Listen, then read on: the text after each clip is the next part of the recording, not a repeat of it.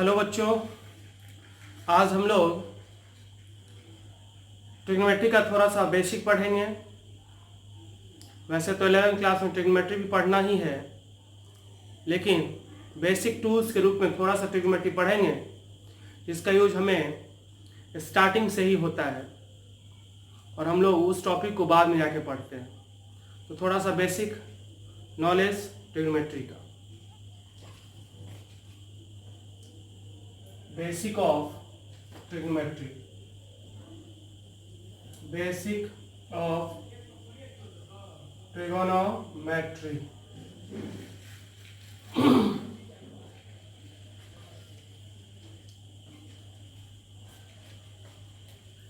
तो ये कोई राइट एंगल है, triangle, right angle triangle ABC, इसमें एंगल भी 90 डिग्री है और ये मान लेते हैं ये मेजरमेंट एंगल है थीटा। अगर ये मेजरमेंट एंगल है 90 डिग्री के सामने में जो साइड है, side opposite to right angle, तो ये है हाइपोटेन्यूज।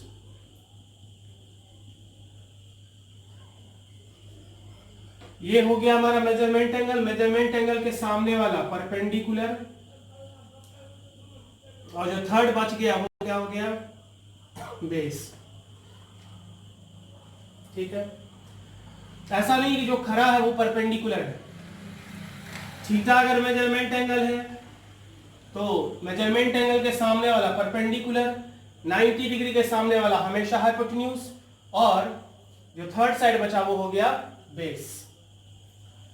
और किसी भी ट्रायंगल में अगर सपोज मान लेते हैं परपेंडिकुलर का लेंथ है P, बेस है कितना B, और हाइपोटेन्यूज है कितना H, तो हमेशा P square plus B square is equal to कितना होता है H स्क्वायर। तो H square H equal to root under P square plus कितना B स्क्वायर।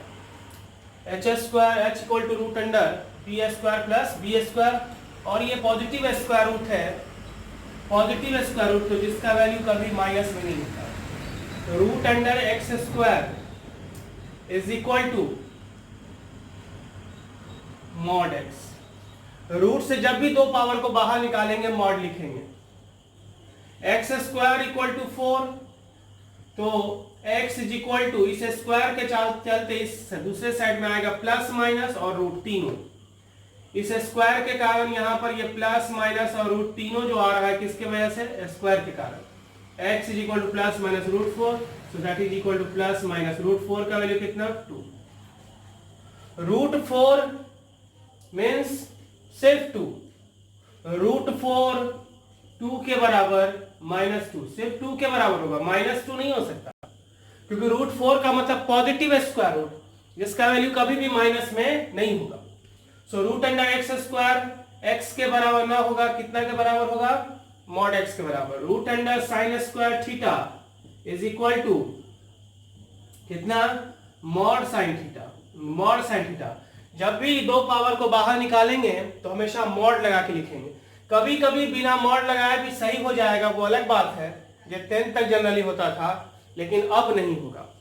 तो जब भी दो पावर को हम बाहर निकालेंगे रूट से, हमेशा क्या लगाएंगे, मॉड ऑफ साइन थीटा। बहुत important point, root under x square is equal to कितना, मॉड एक्स, क्योंकि ये पॉजिटिव स्क्वायर रूट है, इसका वैल्यू हमेशा पॉजिटिव और नेगेटिव नहीं हो सकता, इसलिए हमने मॉड लगा दिया। अब sine theta is equal to सबको पता है कितना, P by H, cos theta is equal to कितना, B by H, tan theta बराबर कितना, P बाय B, और यहां से कॉसेक थीटा कितना, H बाय P, यहां से सेक थीटा कितना, H बाय B, और यहां से कॉट थीटा कितना, cot theta is equal to कितना, B बाय P। H हमेशा पॉजिटिव ही होता है, H हमेशा क्या होगा, पॉजिटिव ही होगा, H कभी माइनस में नहीं हो सकता। H ऑलवेज ग्रेटर देन कितना, 0, H हमेशा 0 से बड़ा होगा, क्योंकि ये पॉजिटिव स्क्वायर रूट है, इसका वैल्यू कभी माइनस में नहीं हो सकता, और दोनों एक साथ 0 नहीं दे सकता। दोनों अगर एक साथ 0 देता तो 0 होने का चांस था, लेकिन दोनों एक साथ 0 नहीं देगा, जिसके वजह से इसका वैल्यू हमेशा पॉजिटिव ही होगा तो h ऑलवेज ग्रेटर देन कितना 0। साइन थीटा बराबर p by h, cos theta बराबर h by p, cos theta b by h, sec theta equal to h by b and tan theta equal to p by b and cot theta is equal to कितना b by p। इतना हम लोग 10th class में ही पढ़े हुए हैं। लेकिन ये इंपॉर्टेंट पॉइंट यहाँ का कि root under x square is equal to mod x. जब भी रूट से बाहर निकालेंगे क्वांटिटी को तो हमेशा बाहर में एक मॉड के साथ हम लिखेंगे। क्लियर है? अब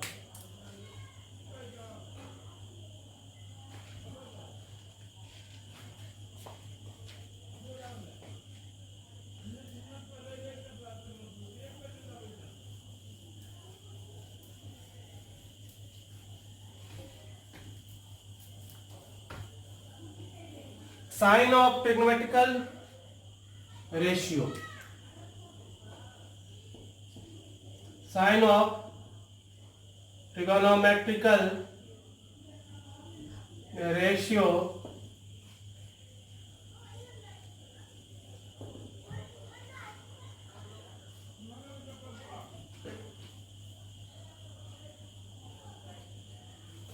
तो ये रहा sine theta, cos theta, tan theta, cot theta, sec theta and cosec theta.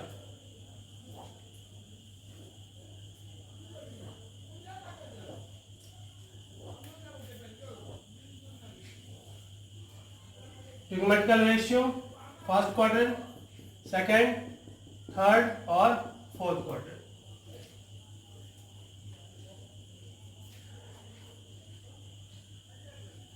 तो अभी फर्स्ट क्वाड्रेंट देखते हैं। फर्स्ट क्वाड्रेंट में अगर है तो परपेंडिकुलर, ये थीटा हो गया मेजरमेंट एंगल, ये परपेंडिकुलर, ये बेस और ये क्या हाइपोटेन्यूज। तो फर्स्ट में परपेंडिकुलर भी पॉजिटिव, बेस भी पॉजिटिव और हाइपोटेन्यूज तो पॉजिटिव होता ही है। लेकिन सेकंड क्वाड्रेंट में अगर है तो परपेंडिकुलर पॉजिटिव, बेस कैसा नेगेटिव, हाइपोटेन्यूज कैसा पॉजिटिव। थर्ड क्वाड्रेंट में अगर है तो परपेंडिकुलर निगेटिव, बेस भी निगेटिव है, हाइपोटेन्यूज हमेशा पॉजिटिव है। फोर्थ में अगर है तो परपेंडिकुलर निगेटिव, बेस पॉजिटिव है, हाइपोटेन्यूज कैसा पॉजिटिव। क्लियर है? क्योंकि फर्स्ट क्वाड्रेंट में एक्स और वाई दोनों पॉजिटिव होता है, सेकंड में एक्स निगेटिव वाई पॉजिटिव होता है, थर्ड में एक्स और वाई दोनों निगेटिव, फोर्थ में एक्स पॉजिटिव और वाई निगेटिव। क्लियर है? अब साइन थीटा बराबर कितना होता है p बाई एच। तो फर्स्ट में p बाई एच का वैल्यू कितना होगा, p भी पॉजिटिव है, sine theta is equal to कितना p by h, cos theta कितना b by h, tan theta कितना p by b, cot theta कितना b by p, sec theta कितना h by b and cosec theta कितना h by p।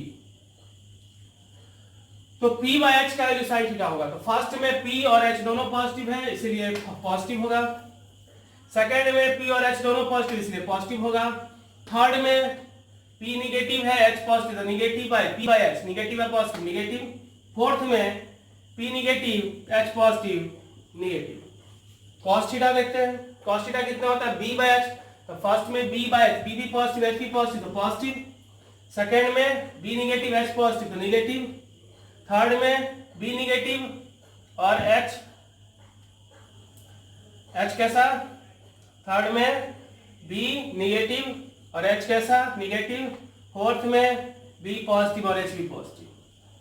Ten theta equal to कितना p by b positive है positive, second में p by b positive है negative, third में p by b negative है negative, fourth में p by b positive है negative. और इसी तरह से फिर वही हो जाएगा, जब साइन पॉजिटिव है तो कॉसेक भी होता है 1 बाई साइन, ये भी पॉजिटिव, प्लस माइनस माइनस, या चेक कर सकते हो सेक थीटा कॉस के हिसाब से, प्लस माइनस माइनस प्लस और कॉट थीटा इसके हिसाब से।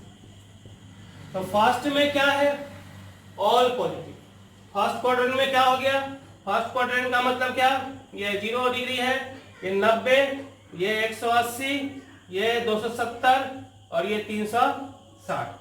एंटी क्लॉकवाइज में पॉजिटिव एंगल बनता है, क्लॉकवाइज में कैसा एंगल निगेटिव, तो ये हो जाएगा माइनस पाई बाई 2, ये माइनस पाई, ये माइनस 3 पाई बाई 2 और ये माइनस 2 पाई। ये फर्स्ट, ये सेकेंड, ये थर्ड और ये फोर्थ। फर्स्ट क्वाड्रेंट में ऑल पॉजिटिव है। फर्स्ट में सारे का सारा वैल्यू क्या है? पॉजिटिव, यानी एंगल जब फर्स्ट क्वाड्रेंट में होगा तो ए फॉर ऑल पॉजिटिव। अगर एंगल फर्स्ट क्वाड्रेंट में है तो सारा ट्रिग्नोमेट्रिकल रेशियो क्या होगा? पॉजिटिव। सेकेंड में क्या सा पॉजिटिव है? साइन और कॉसेक, तो S for sine, sine positive तो कॉसेक भी पॉजिटिव, ये पॉजिटिव के लिए लिख रहे हैं। थर्ड में क्या है? टेन और कॉट, तो थर्ड में टेन पॉजिटिव है। और फोर्थ में क्या है? कॉस और सेक, तो फोर्थ में सी से C for cos, cos positive है तो सेक भी positive. A S T C, after school to college, after school to college. A for all positive, first में सारा पॉजिटिव होगा। अगर एंगल सेकंड क्वाड्रेंट में होगा तो साइन और कॉसेक पॉजिटिव होगा, बाकी का चार निगेटिव होगा। अगर एंगल थर्ड क्वाड्रेंट में है तो टेन और कॉट पॉजिटिव होगा, बाकी सब निगेटिव होगा। अगर एंगल फोर्थ क्वाड्रेंट में है तो कॉस और सेक पॉजिटिव होगा, बाकी सब निगेटिव होगा। क्लियर है?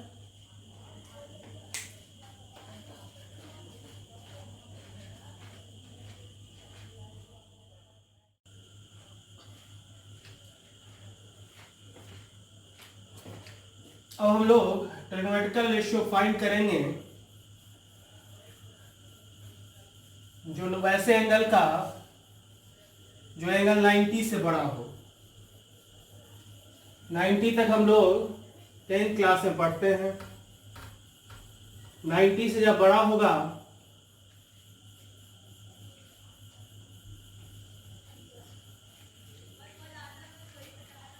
Trigonometrical ratio of an angle theta, of an angle theta where theta greater than कितना? pi by 2, 90।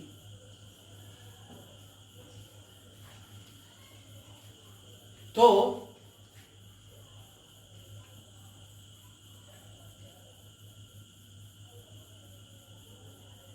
स्प्लिट दो तरह का होगा। For odd multiple of pi by 2, sine and cos आपस में इंटरचेंज करेगा, टेन और कॉट आपस में इंटरचेंज करेगा, सेक और कॉसेक आपस में इंटरचेंज करेगा। फॉर इवन मल्टीपल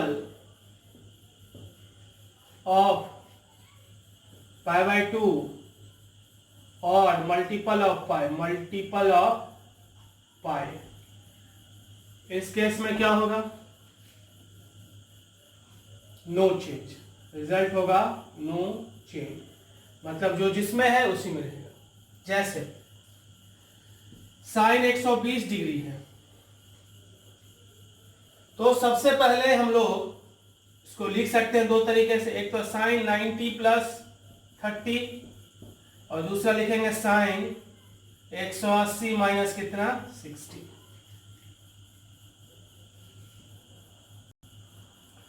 तो एंगल सबसे पहले देखेंगे, एंगल किसमें है? 120 डिग्री है। 120 डिग्री 0 से लेकर 90, 120 डिग्री किस क्वाड्रेंट में गया? सेकेंड में। सबसे पहले एंगल देखेंगे, 120 डिग्री है तो सेकेंड क्वाड्रेंट में जा रहा है। सेकेंड क्वाड्रेंट में हमको किसका वैल्यू फाइंड करना है? साइन का। सेकेंड क्वाड्रेंट में साइन कैसा होता है? पॉजिटिव, तो साइन पहले दे दिए प्लस।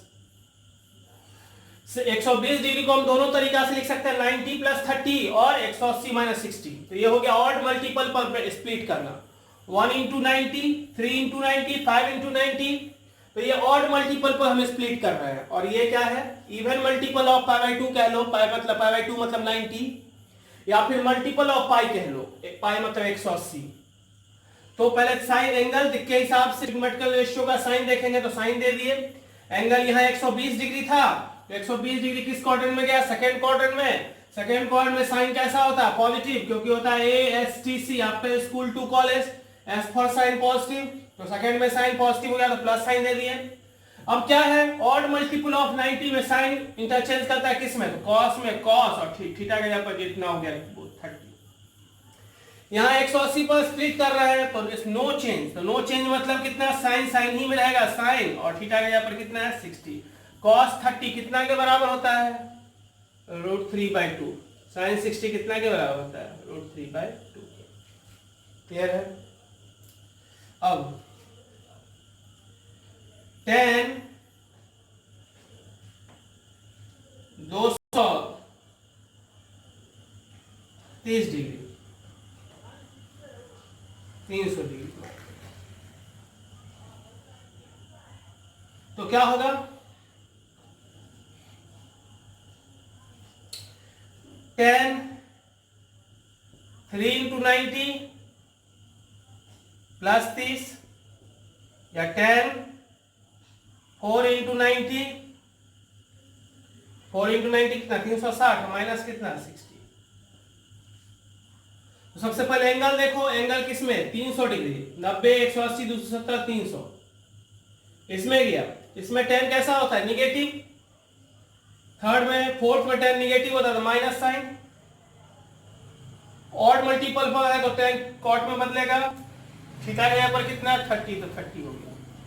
यहां पर tan चूंकि इवन मल्टीपल है तो tan tan में ही रहेगा, और ये 60 that is equal to tan 60 कितना? √3 दैट इज माइनस √3, और ये भी cot 30 कितना? √3। तो इस तरह से हम लोग एंगल को स्प्लिट करेंगे दो तरीके से, या तो ऑड मल्टीपल ऑफ π/2 या even multiple of π/2। Odd multiple of π/2 पर जब स्प्लिट करेंगे तो साइन कॉस इंटरचेंज होता है, tan कॉट इंटरचेंज होता है, सेक और कॉसेक इंटरचेंज होता है, और इवन मल्टीपल के केस में कोई चेंज नहीं होगा। सबसे पहले हम लोग एंगल देखेंगे, जैसे 120 डिग्री था, 120 डिग्री किस क्वाड्रेंट में है? तो यहां से स्टार्ट किए तो 90, 120। सेकंड क्वाड्रेंट में, सेकंड क्वाड्रेंट में साइन का वैल्यू फाइंड करना है, तो पॉजिटिव होगा तो प्लस साइन दे दिए। अब स्प्लिट दो तरीके से कर सकते हैं, ऑड मल्टीपल ऑफ 90 और ये हो गया मल्टीपल ऑफ 180 या इवन मल्टीपल ऑफ 90। तो 90 + 30 लिख सकते हैं, 180 - 60 लिख सकते हैं। ऑड मल्टीपल ऑफ 90 पर स्प्लिट हो रहा है इसलिए साइन बदल जाएगा किसमें? कॉस में। 180 के मल्टीपल पर स्प्लिट हो रहा है इसलिए साइन बदलेगा किसमें? साइन ही में, कोई चेंज नहीं होगा। थीटा 30 है तो 30, थीटा 60 है तो 60।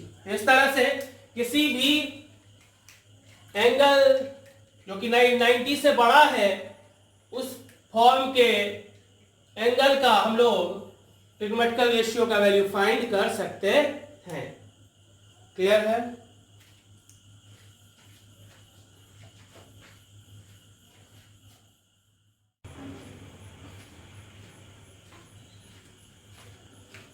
अब इसके बाद हम लोग थोड़ा कंपाउंड एंगल देखते हैं, फिर रेंज देखेंगे और फिर monotonicity.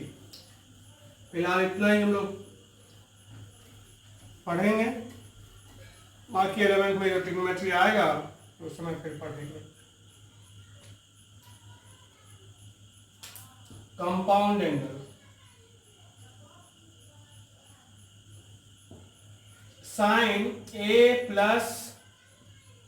B cos A + B और tan A + B। Sine A + B बराबर साइन A + साइन B नहीं होगा, क्या होगा? Sine A × cos B plus cos A × sine B। Minus रहेगा तो माइनस, प्लस रहेगा तो प्लस। cos A + B होता है cos A × cos B minus sin A × sin B। Plus रहेगा तो माइनस और माइनस रहेगा तो प्लस। tan A + B होता है tan A + tan B / 1 - tan A × tan B। Plus रहेगा तो ऊपर प्लस नीचे माइनस, माइनस रहेगा तो ऊपर में माइनस और नीचे में प्लस। जैसे साइन 120 tan 135 tan 75 सपोज,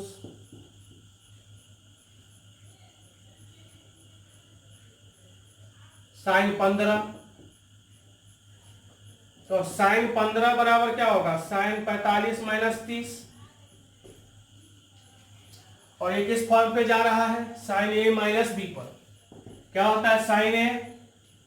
ये A हो गया, ये B, साइन A - B, तो sine A × cos B minus cos A into sine B, 1/√2 into cos 30 √3/2 minus cos 45 1/√2 into sine 30 1/2। LCM कितना हो गया 2√2, ऊपर कितना हो जाएगा √3 माइनस कितना 1। वैसे ही tan 75 कितना होगा tan 45 प्लस 30, जो कि tan a प्लस बी के फॉर्म पे जा रहा है, और tan a प्लस बी का फॉर्मूला क्या होता है tan a plus tan b by 1 minus tan a into tan b। So 1 plus 1/√3 upon 1 minus 1/√3, that is कितना √3 प्लस 1 अपॉन √3 माइनस 1। तो इस तरह से कंपाउंड एंगल में हम लोग ट्रिग्मेटिकल रेशियो का वैल्यू फाइंड कर सकते हैं।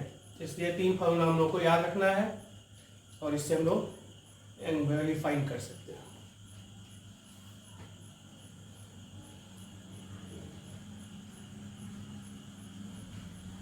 फिर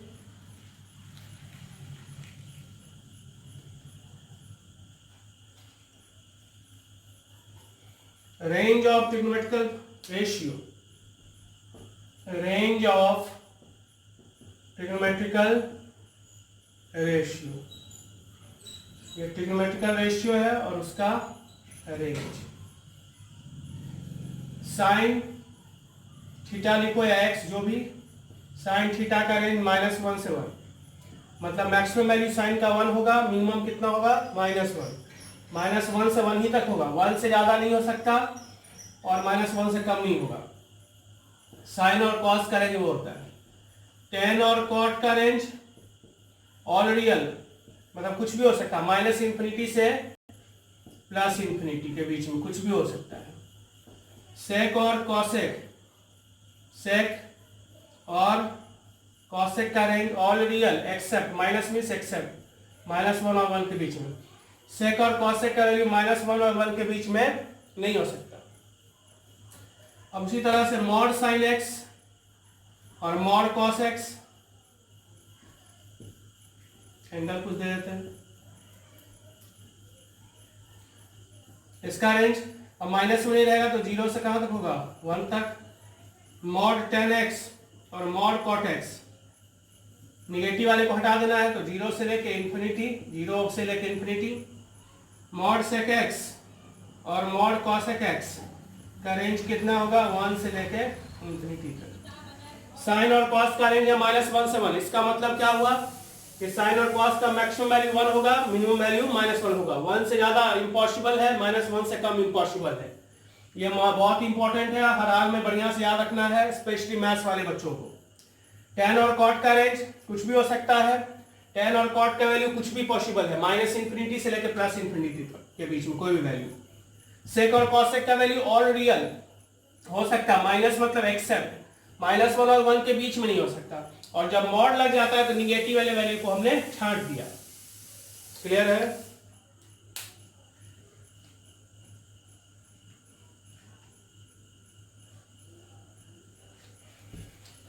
इसके अलावे